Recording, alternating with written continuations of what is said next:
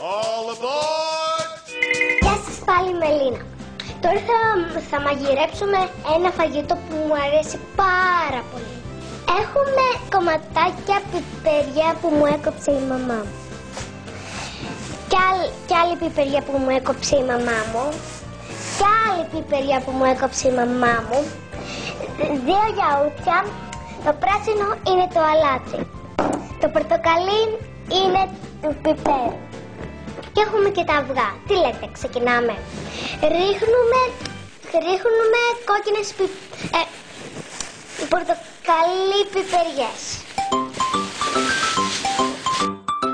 Τώρα ρίχνουμε τις κόκκινες πιπεριές. Τώρα ρίχνουμε και τις κίτρινες πιπεριές.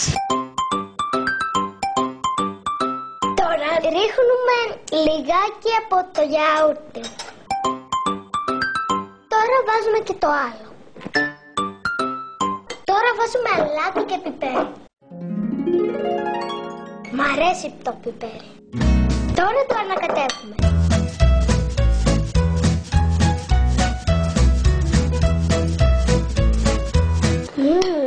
Τέλειο.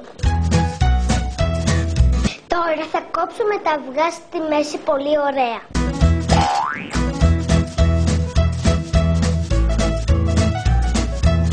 Ο κρόκος δεν μ' αρέσει, οπότε το ρίχνουμε στο μπολ. Τώρα θα τα βάλουμε σε μια ωραία σειρά. Τώρα θα τα γεμίσουμε με τη σαλάτα. Αυτό είναι έτοιμο.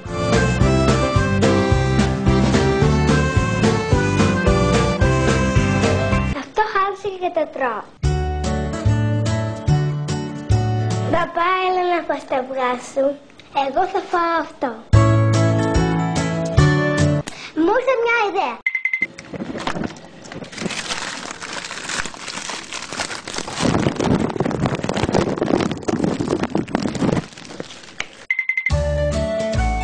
Αυτή είναι ωραία ιδέα.